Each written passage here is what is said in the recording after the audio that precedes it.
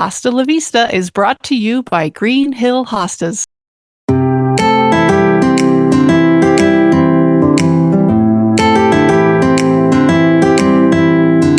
Welcome to Hosta la Vista, the podcast where the shade is cool, the leaves are lush, and the friendship's perennial. We are your hosts. I'm Betsy Peterson. And I'm Mandy Olson, two hobbyist sisters who love this plant as much as you do. Join us each week as we dig into all things hosta, the plant affectionately known as the friendship plant. You know, one of the things we hear all the time is, how can I take this collection of hostas and turn it into a well-designed garden? And honestly, it's a great question, because as much as we all love a gorgeous specimen hosta, a truly memorable shade garden is about how everything works together. Exactly. Hostas might be the stars of the show, but every great star needs a supporting cast. Today we're talking about how to create a shade garden that's beautiful from spring through fall, how to layer plants for season-long interest, and how to make those hostas really shine. And I don't think we could have found a better guest to help us tackle that topic. Our guest today is Stacy Ling, creator of Bricks and Blooms. Stacy is a Rutgers master gardener, author, content creator, and one of the most recognizable gardening educators working today. You may have seen her sharing gardening advice on Live with Kelly and Mark, spotted her on HGTV's House Hunters, watched one of her garden tours on YouTube, or read her work in publications like Architectural Digest, Better Homes and Gardens, People Magazine, Garden Design, and Birds and Blooms. She's also the author of the Bricks and Blooms Guide to a Beautiful and Easy Care Flower Garden and the Bricks and Blooms Beautiful and Easy Care Flower Garden Planner. What I love about Stacy's approach is that she's not just talking about individual plants. She's teaching gardeners how to create spaces that look beautiful all season long. And if you've ever looked out at a bed full of hostas in April and wondered why it looks empty, or stared at a shady corner of your yard wondering what else belongs there, you're going to love this conversation. Stacy, welcome to Hosta la Vista. Hello. Thanks for having me. Before we get into hostas and shade gardens, we'd love to hear your story. You weren't always working in horticulture. Can you take us back to the beginning? So way back in the day, I was in law school, and my husband and I had just bought our first home together. We were living in a small condominium in northern New Jersey, and one of my neighbors was really into gardening. And so, you know, if you can envision a townhome with what little garden space you have outside, she grew flowers in every square inch of that space. And I remember in particular, she grew alliums and hollyhocks. And I just thought that was the coolest thing ever, and that I wanted to do that too. I had no gardening experience. I don't come from a line of gardeners. Like, it's not like my mom taught me how to garden or anything like that. This was just something that was born out of interest, just because I thought something was cool. And so I started asking questions, and she started kind of giving me some information. I started with a few houseplants. I killed them all within a few months. As you can, I loved them a little too much, with a little too much water. And slowly they didn't make it. And so, you know, I got a little down on myself and stuff, but, you know, that kind of comes with the territory, right? And so I, you know, spoke to her about it, and another neighbor that lived next door to me, and they both encouraged me to try impatiens. And so, because I had a shady little spot just outside our front door, planted some impatiens. They bloomed, they grew, and a gardener was born from that moment.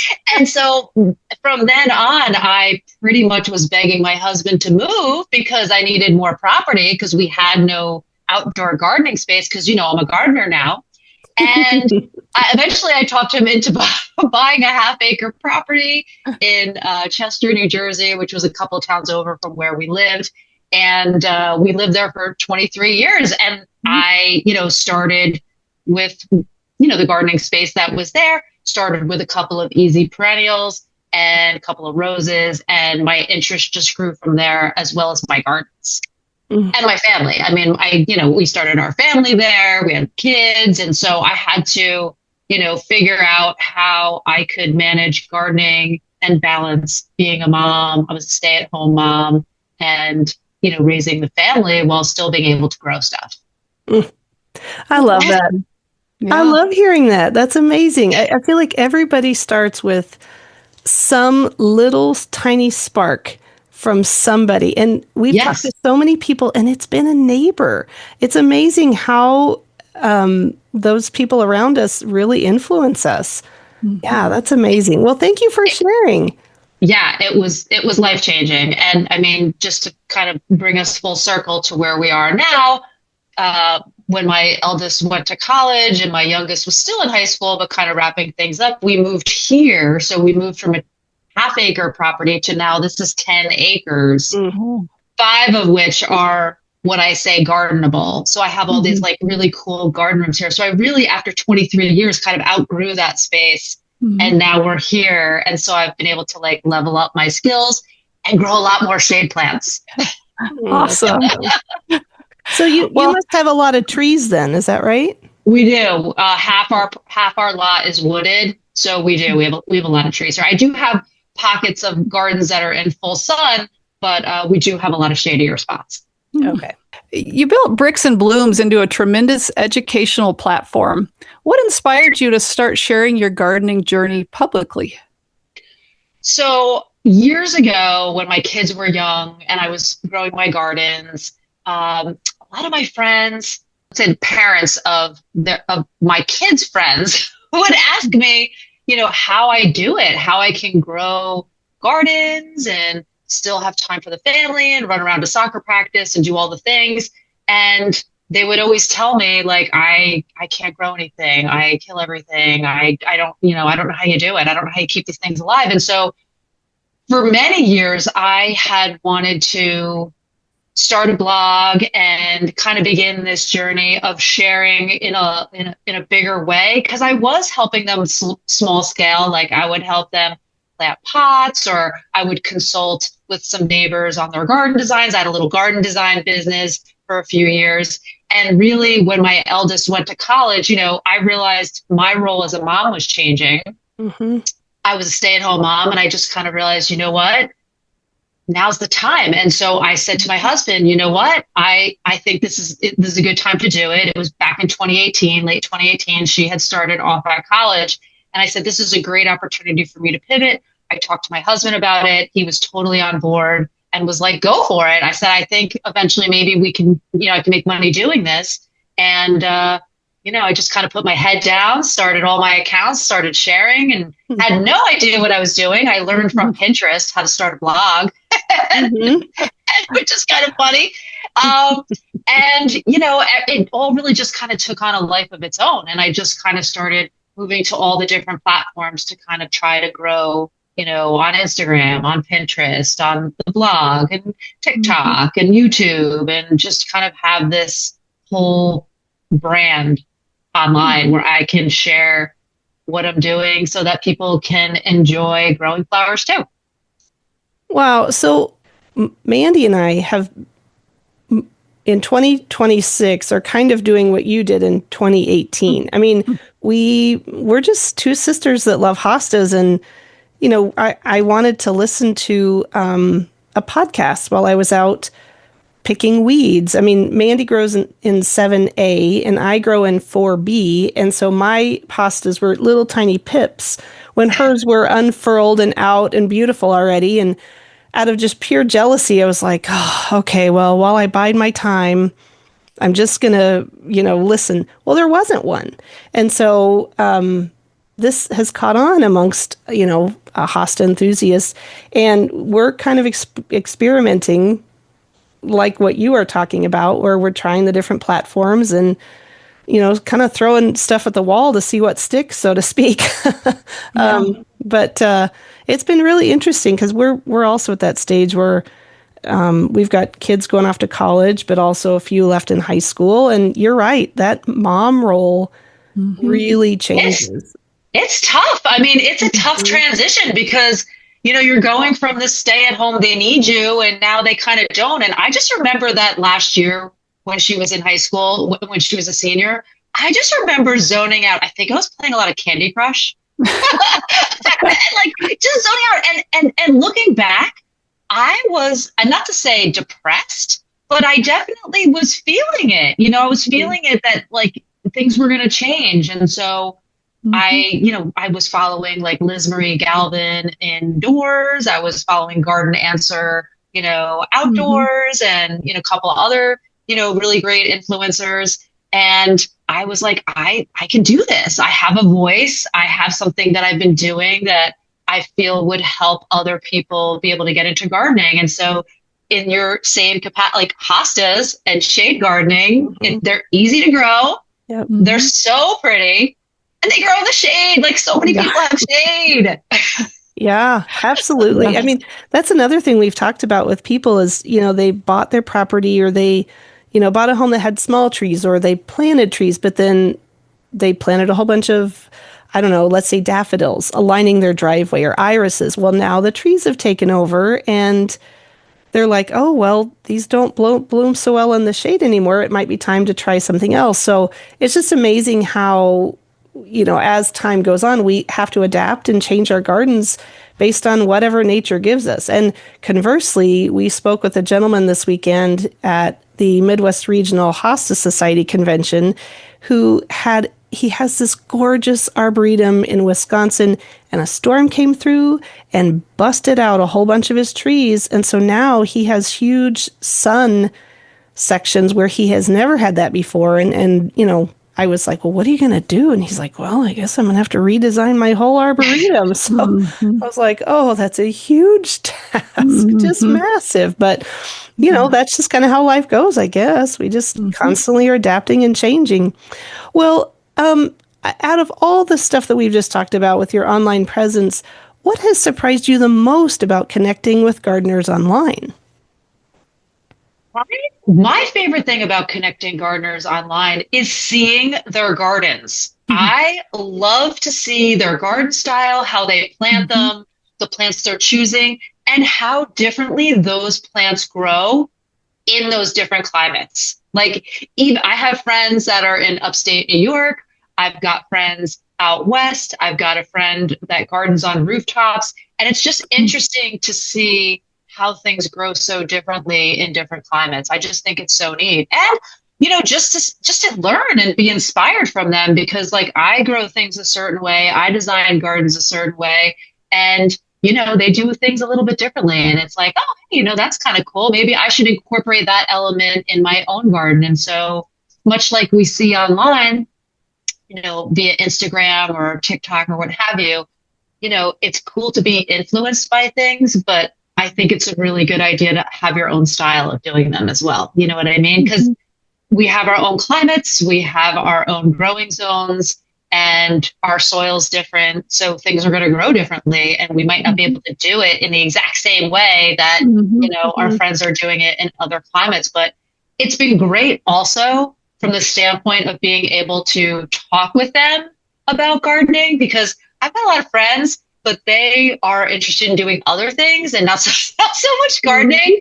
And so they don't really want to talk about, the latest variety of Calabricoa from Crooked Winters, or, you know what I mean? Like, they want to talk about stuff, and maybe they want to have ideas of what to grow in a planter.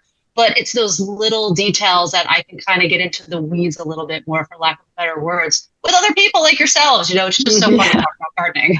It so is. Much fun. Yeah, and we went to at the convention, they had a day of garden tours, and Mandy and I got to go to, without a doubt, one of the most spectacular hosta gardens I think I've ever seen. And I don't know, what do you think, Mandy? Like, what did you take away from being able to see a Wisconsin hosta garden versus, say, your Kansas, varieties that you come across? Well, the size, obviously, things grow better, I think, in that zone or that area. I think the soil's richer,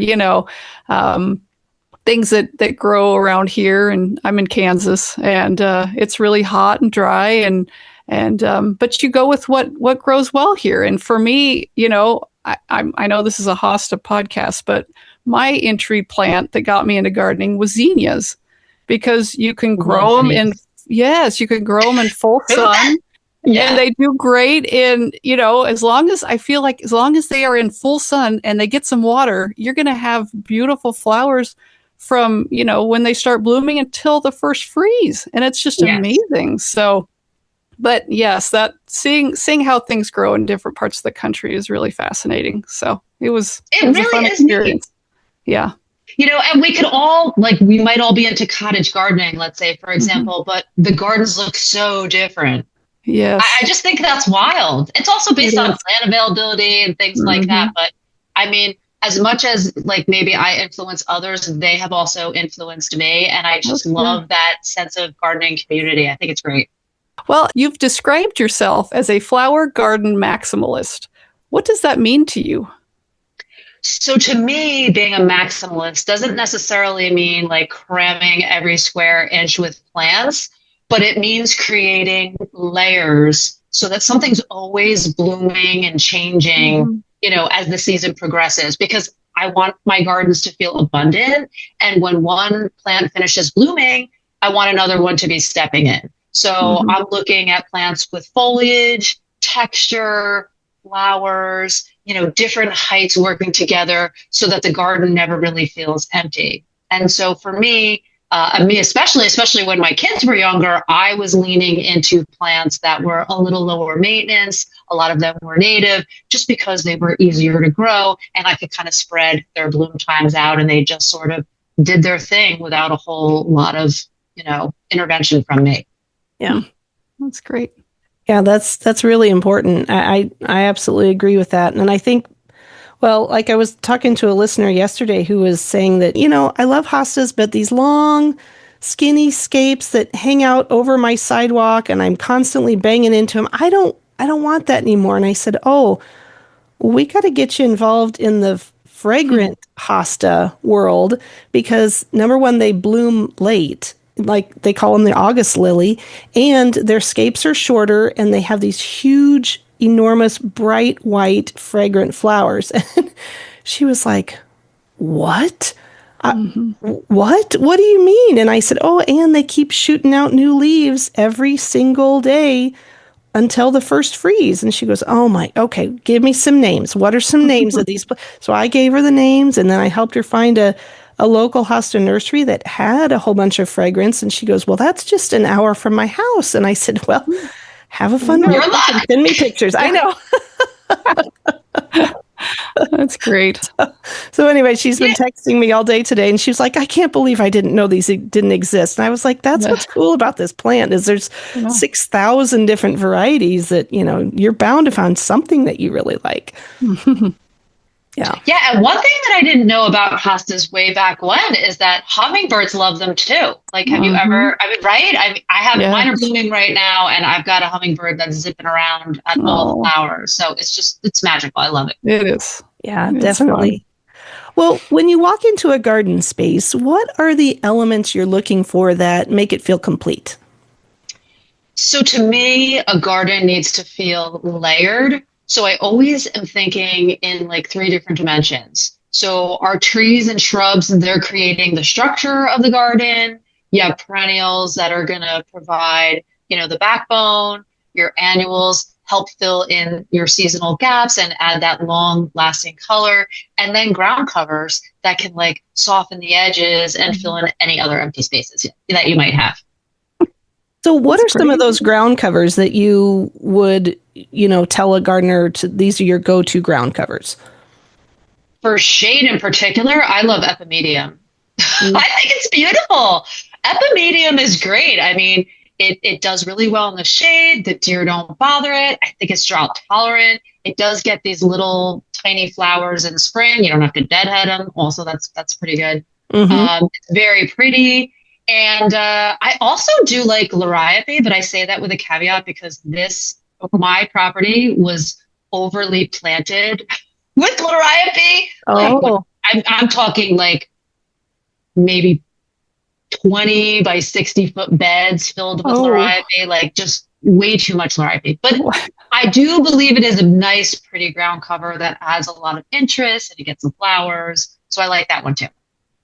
Well, did it spread to make those big beds, or did they intend that in the planting? I think a little of both. I Okay. think they wanted something low maintenance and they really weren't sure. Maybe whoever Sure. planted it wasn't sure. I don't think the homeowners planted it. I think someone else did it for them, maybe to have something low maintenance, but there was just so much. I mean, if you Yeah. go back into my content on my blog, I've got before pictures. There was a lot of lariabe. Oh, And you can't unalive it either. Oh, no. I took it out. I put it in piles in like the back side yard, and I swear it's still alive today. I Oh. could keep it and plant it in a garden, and it's tough as nails. So if you want a tough as nails, but I think it's really pretty if you have it in drifts and you are a little bit more intentional about it. But the way that it was here, like I just have an opinion of what it looks like, but I think it's actually a pretty good ground cover. Yeah. It's really pretty. It is. Wow. that may be an example of it is possible to have too much of a good thing. Yes. Yeah, because imagine like that's just flat. That is not a layered garden. It's just a sea of green. And I actually do have a bed of lariabe just outside my pond garden by the bridge. I don't mind it so much right now, but it is something that I eventually want to remove. When we moved here, I kind of tasked, okay, you're first, you're second, you're third. Now I've got a couple of beds going, and it's almost like I have ADHD because I'm like, okay, which one am I working on? Which one needs attention today? Oh, absolutely. Well, many gardeners struggle between wanting a garden that's beautiful and wanting one that's manageable. How do you balance those two goals? So I really do not have time to babysit plants anymore. And when I do babysit plants, it's because I really want to. So like, for example, I have a cutting garden and I spend a lot of time on that. And it's because I want that. I want that dedicated garden where I can grow and cut flowers. So that means I'm staking, I'm supporting, I'm pinching the plants, a little bit more work. But if I wanted, let's say, a cutting garden that wasn't as much work, I would focus more on perennials of flowers that you can cut and use in bouquets. So like, you can cut nepeta, for example, peonies, roses, hydrangeas, you can cut, there's so many garden plants out there that you can grow that will come back for you every year so that you're not starting seeds every year and doing that whole, cut flower gardening process. Now, I'm not saying don't do it, but it is work.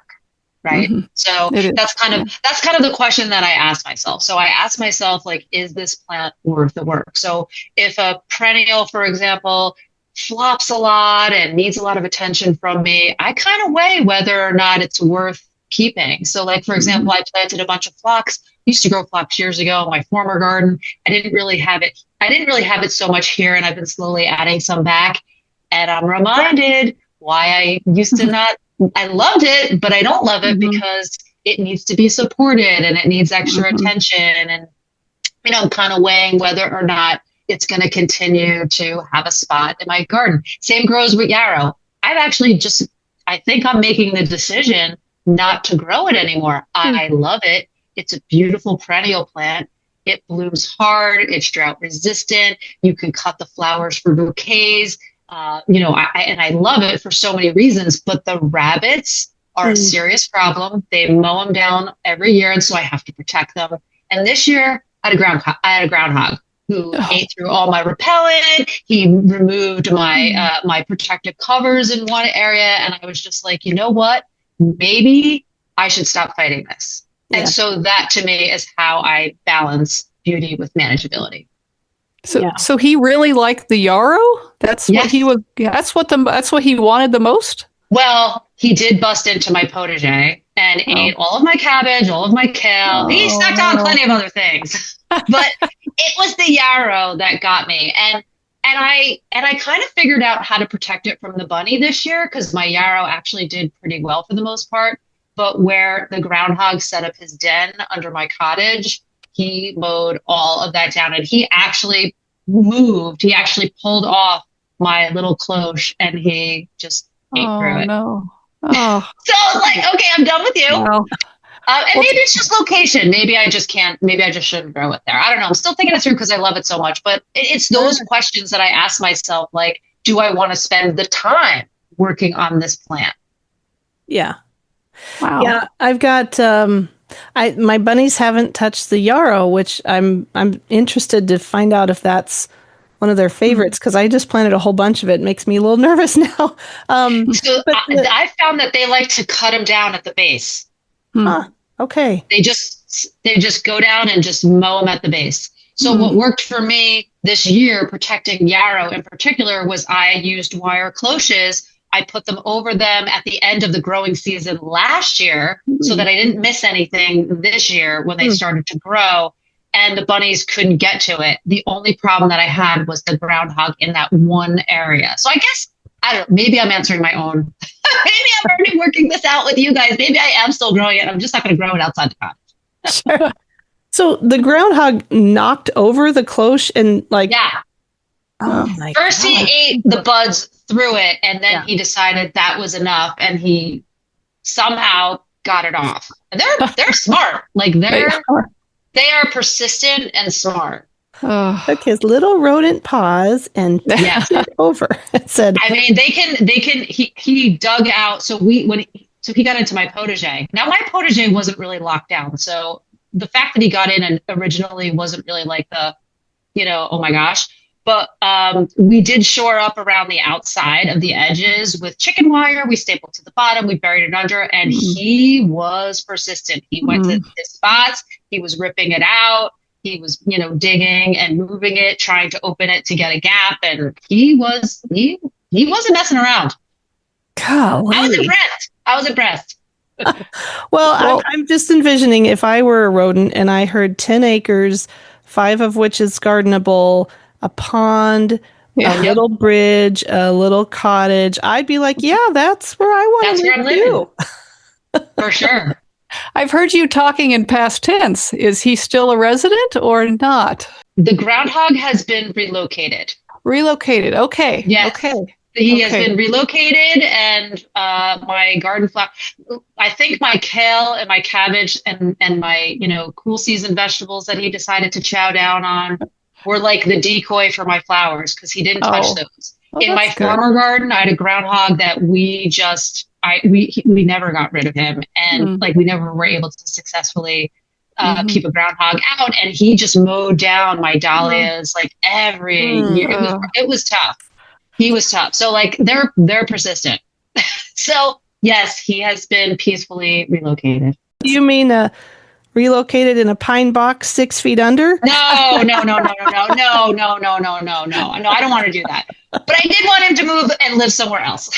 Find another garden. Well, let's talk shade. That's what Hosta people love. What do most gardeners misunderstand about gardening in shady spaces? So I think one of the biggest things that are misunderstood about shade is that it is boring and that you can't grow flowers in the shade. And really, shade plants are anything but boring, and there are a lot of flowers you can grow in the shade.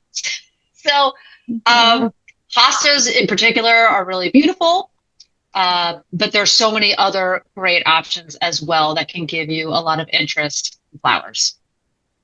Can you give us some examples?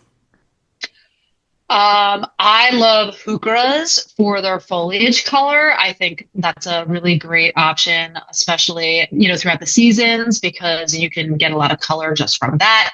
I don't really grow them so much for the flowers. The flowers are kind of small and insignificant, but they do flower.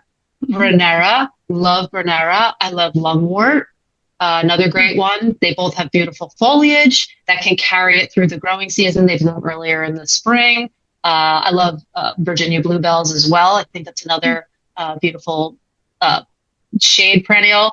But probably my favorite is hellebores. I love hellebores because they bloom for so long, and they're one of the first things to flower at the end of winter. Yeah, I just planted my first 2 this year, and they're they're kind of a whitish, but almost like a light lime greeny color. Honestly, they were the ones I found. I since have found almost completely black ones, like a deep, deep, deep, deep purple that I'm going to just go buy some in a couple weeks when I'm at in the Country Garden and Gifts, because I'm like, all right, I got to do this. But yeah, they're gorgeous. And they, even once they're done blooming, their foliage kind of reminds me of just something prehistoric. It's just spiky a little bit, like the edges have spikes on them. And, they're, I don't know. They just, I'm just envisioning like a stegosaurus walking along, just munching on the tops of those. They're amazing. What about Martagon lilies? Do you grow any of those? No, I don't. I've never grown them before. In my former garden, I actually didn't have a lot of shade. I had a very small section of shade. So, I had, a couple hostas. I had some other shade-loving plants. But really, once I moved here, this is where I really started growing a lot more shade plants and started learning a lot more about them, which is great because, as a gardener who at that point had been growing for, 24 years-ish, it was great to kind of lean into something that I had some experience in, but not as much. Sure. Well, earlier on, you had mentioned that you used to design gardens for clients. Let's just pretend for a second that if a client came to you and wanted to design a garden from scratch, what is the first thing that you do? So I would start with the structure first. Like, do you already have existing plants that we can work around? Like when I moved here, there were a lot of mature shrubs and trees. So like I had a lot of rhododendrons, I had a lot of azaleas, had a lot of mountain laurels, a beautiful bottle brush buckeye that I love. If you want a flowering shrub for shade that attracts a lot of butterflies, it's a great plant. Never grew it before. It was one of those things that I saw in like White Flower Farm catalog like many years ago, and like dog-eared the page and was like, I want this.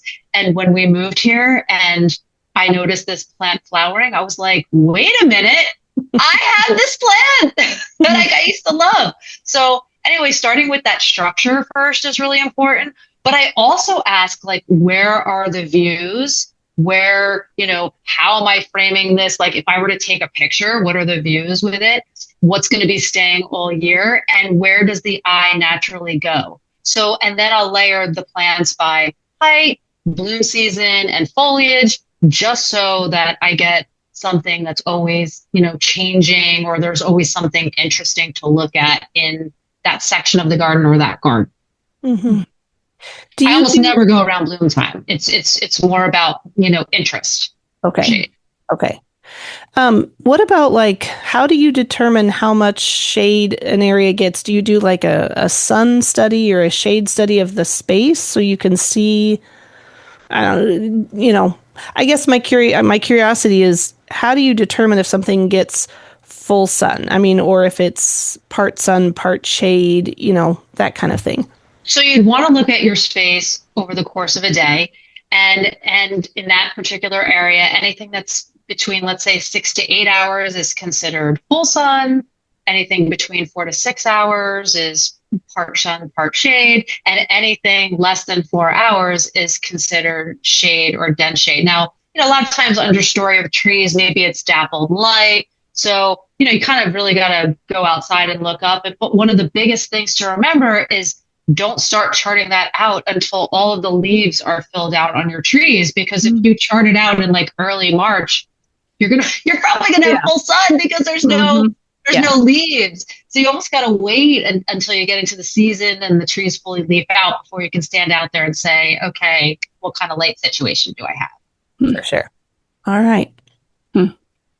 Well, what role do hostas play in your own garden designs? So to me, hostas are like the glue because they really connect everything together. They provide texture and bold foliage, but I think they're at their best supporting other plants instead of being the entire show. Just because, even though there's so many different hosta varieties, but I love them interplanted with other plants just so you have a little bit more, depth and interest, especially if you want to include flowers and bloom times and things like that. Hostas are often planted as standalone specimens. Why do you think they perform better as part of that larger planting design?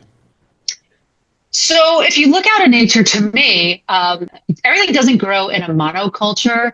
everything kind of overlaps. So hostas look a little more natural when they're weaving between, let's say, ferns or astilbes, vernera, heucheras, spring bulbs. Like one of the best design secrets is to plant your daffodils like around your hostas, because as that dieback foliage occurs and your hostas are growing in, it's going to naturally fill in and cover up that dieback foliage, because you got to leave that foliage so that feeds your flowers for next year. So I think it's a great supporting actor instead of just being the main star. That said, I do love hostas planted en masse when they're different colors and textures and heights, and they're really complementary. You know what I'm saying? Oh, yeah. When they're dormant and we want something else to be filling that space. Like, for example, this year here in New Jersey, I don't know what the weather was like for you guys this spring, but we had a wild spring.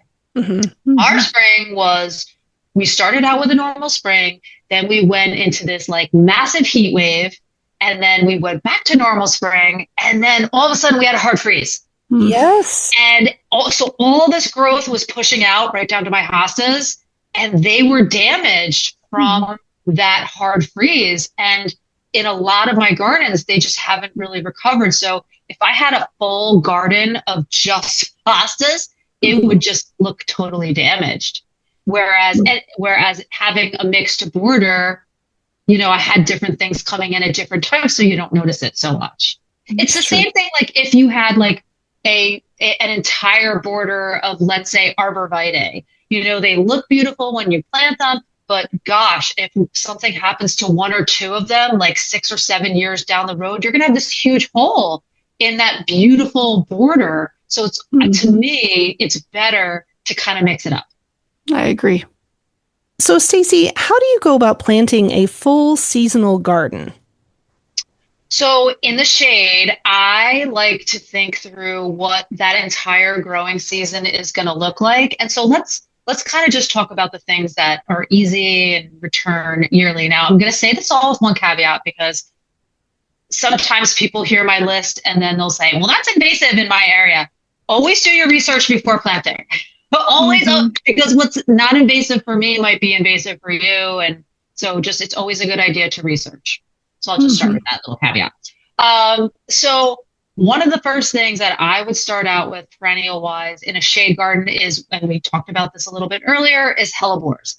Hellebores are great because they last so long in the garden.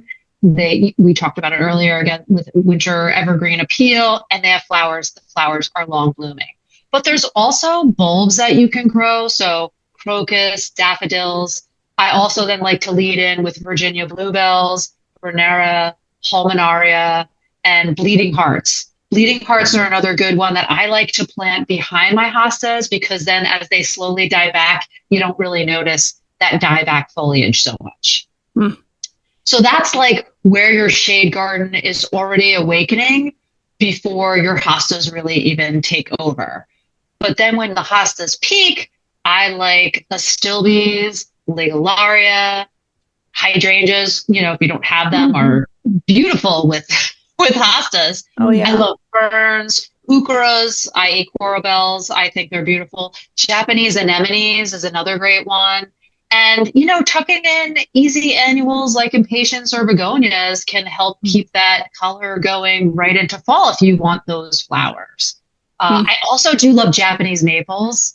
I think they're really pretty with Japanese maples. And, especially you get that seasonal interest with Japanese maples. People up in Minnesota have to be really careful with those. They rarely survive our winters up here. So I don't know if zone 4 is like the tops of what they're capable of, but there are very few Japanese maples that, can last and get big all the way up here. But I know there's somebody listening that's saying, that's not true. I got mine to live. So, Deer villas might be a great option. I don't know offhand what their hardiness zone is, DIERVILLA, but they're great in like hard shade. I have some in some shadier spots, and they're doing great. And they have some, there are some varieties that have darker foliage, so you can almost get that effect. Okay, I'll look that up. Well, one of the biggest pests we all get to deal with are deer. How do you handle deer in your area? So deer are a major problem for me in New Jersey. I do have some hostas that grow in my backyard that is fenced in, but I also grow plenty of hostas out in my gardens that are not fenced in. Deer frequently come through them. And so here is my strategy. I do spray them with deer repellent, but the key is you've got to start spraying them as soon as those shoots start to break ground. So in spring, you are watching. You are watching for them to break ground. And as soon as they do, I spray them. And then when they grow a couple inches taller, I spray them again. They grow a little bit taller, spray them again. And then when they fully leaf out, I douse them. And then I keep up with it like every 3 to 4 weeks-ish, depending on rain. Yeah. And that works pretty well. I've read that deer have a routine generally. Yes. And if your house is in that routine, I think that's a smart idea, is just cutting your house out of the routine at the get-go, huh? The idea is to make it less palatable for them. So if they decide, you know what, there's nothing for me to eat here, they're going to move on. And so that's, they're creatures of habit. We have a herd that comes through every day, and I just spray my plants, and it works. Wow. Yeah. Are you talking like a liquid fence kind of product that stinks? Yeah, I love deer out. I don't work with the brand, but I've been using it for many years. It smells minty and doesn't clog. Those are the two. There's nothing worse than being outside with those spray bottles and having it clog on you. That drives me nuts. So I found with deer out anyway, it doesn't do that, and it doesn't smell as putrid. So I was going to say the putrid. I mean, if the wind blows the wrong direction, you're wearing it, and you go in the house and you're like, oh my God, I smell so terrible. But well, I'm gonna have to try that deer out. You say, yeah, hey. I love it. I've been using it for a long time, very long time. Yeah. Well, another one that at least up here in this area we can find readily is something called milorganite.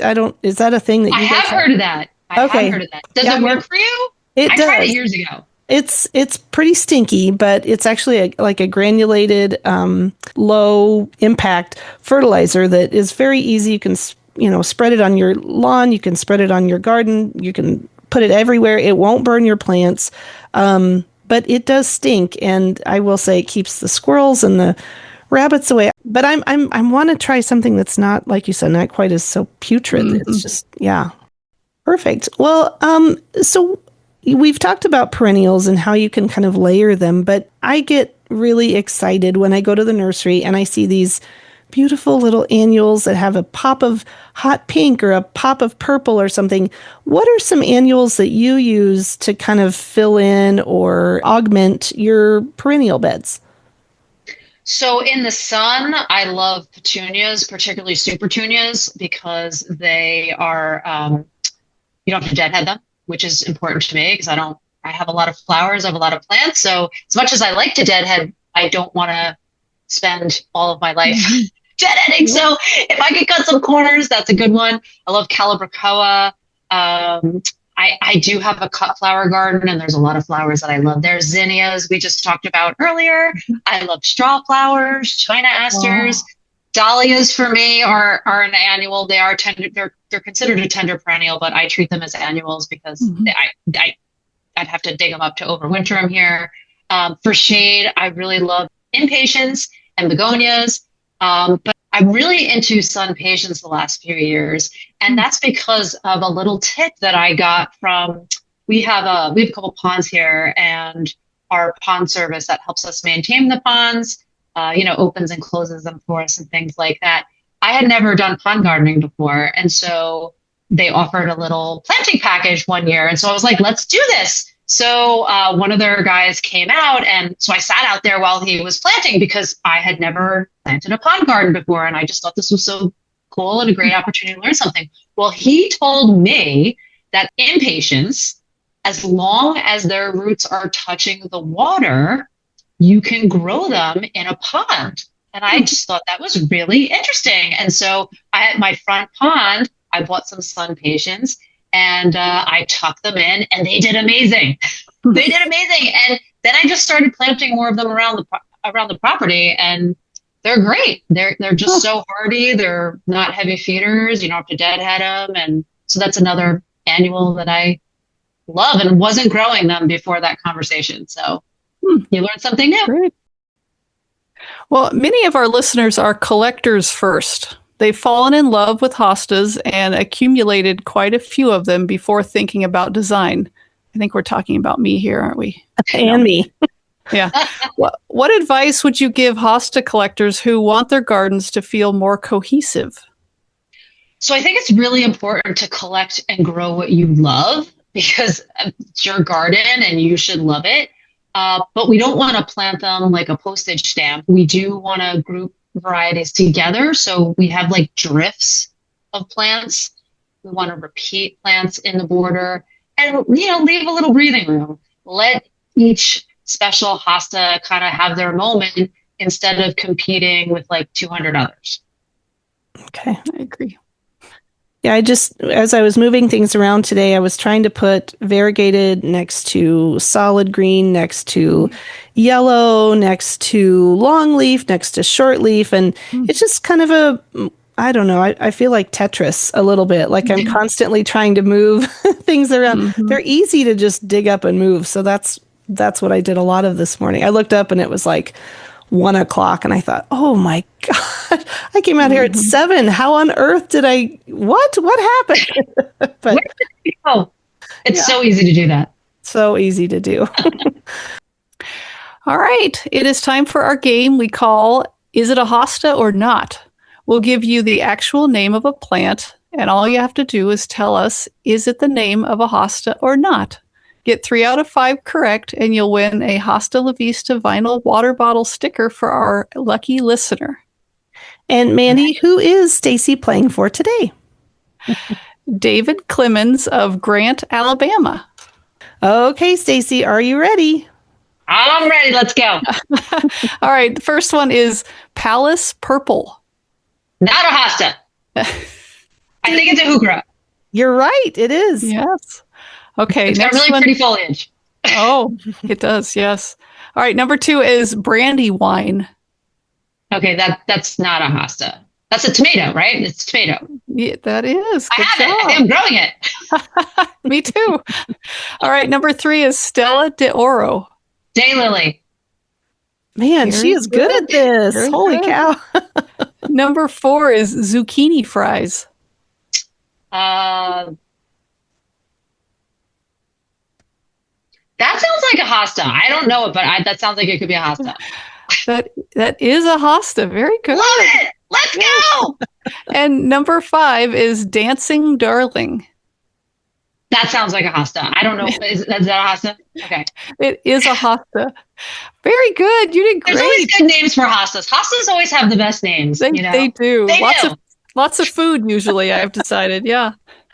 Well, perfect. You got all 5 right. So good job. And David Clemens, we will get your hosta sticker out in the mail to you. Awesome. Well, Stacy, before we let you go, where can listeners find you online? So I do have a blog. You can find me at stacyling.com, or you can find me on any social media channel, Bricks and Blooms, BRICKSNBLOOMS. I've also got 2 books already out on the market and a 3rd one on the way. So I have another book publishing October 6th called Filling Your Home with Life. And so, yeah, pretty exciting.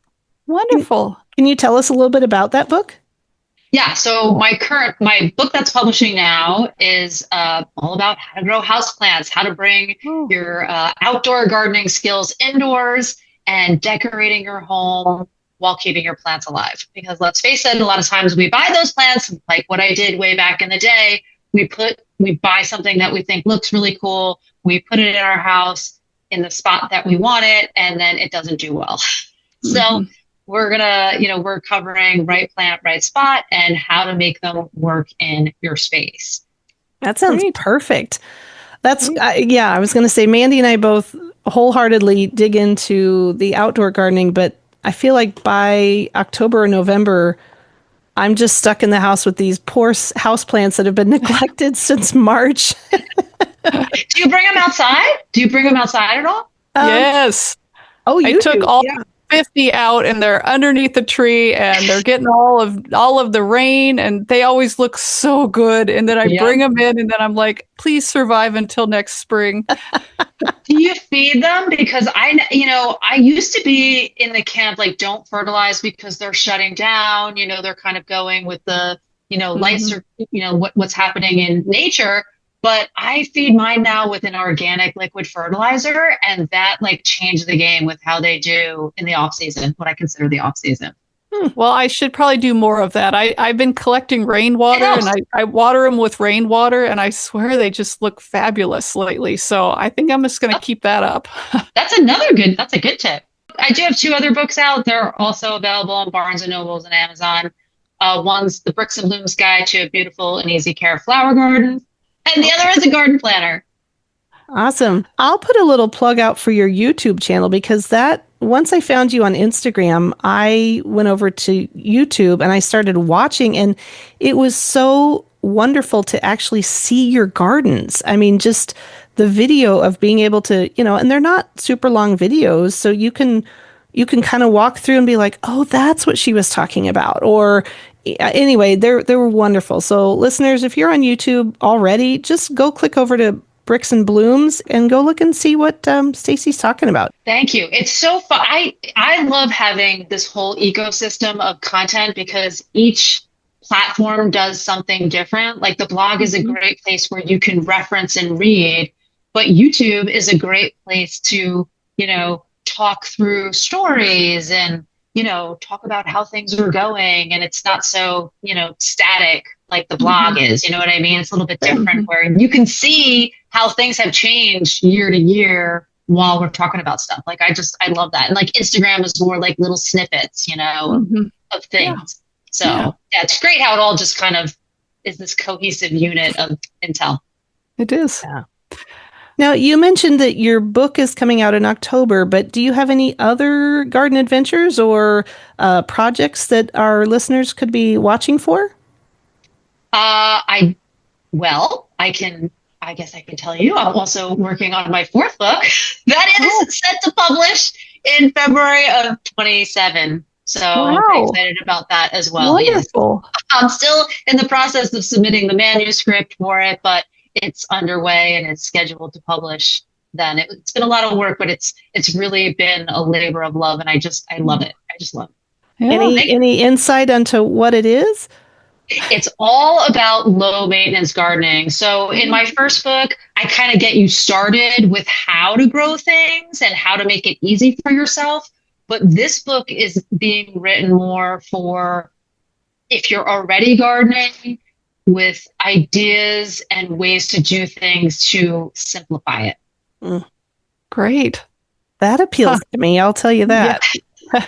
I look at it almost like it's an evolution of it. Like as I look back at my books and what I'm coming out with, it's almost like an evolution of my gardening life. Like I started, I've got my house plants that I conquered after, fumbling when I first started growing, and low maintenance gardening is my jam. Like I really want people to be able to create gardens that are beautiful, but also, fit their lives in whatever space you're in, whether you're raising kids or they're leaving home, or maybe you're getting older. Like we love to garden, but we might not have the time or the energy to be out there for 10, 12, 14 hours a day like we could do, 10, 15 years ago. So, gardens should bring you joy and not be another chore. So yeah, Mm. I just really want to be able to bring that to life and, have people enjoy gardening as much as I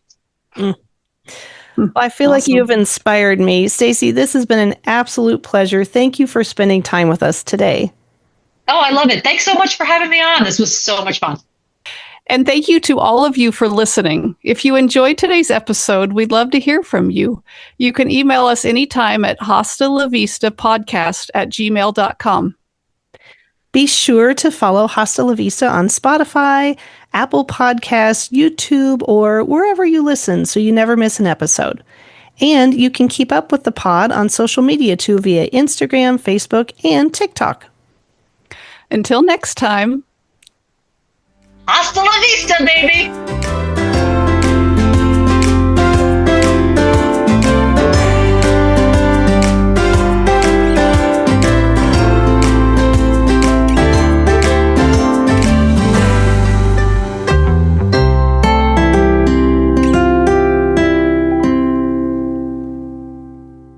Thank you so much, Stacy. It's so much fun. Special thanks to Green Hill Hostas for sponsoring Season 2 of Hosta la Vista. Green Hill Hostas, home of great new hostas. And In the Country Garden and Gifts. This is Hosta Country. Visit their website at inthecountrygardenandgifts.com.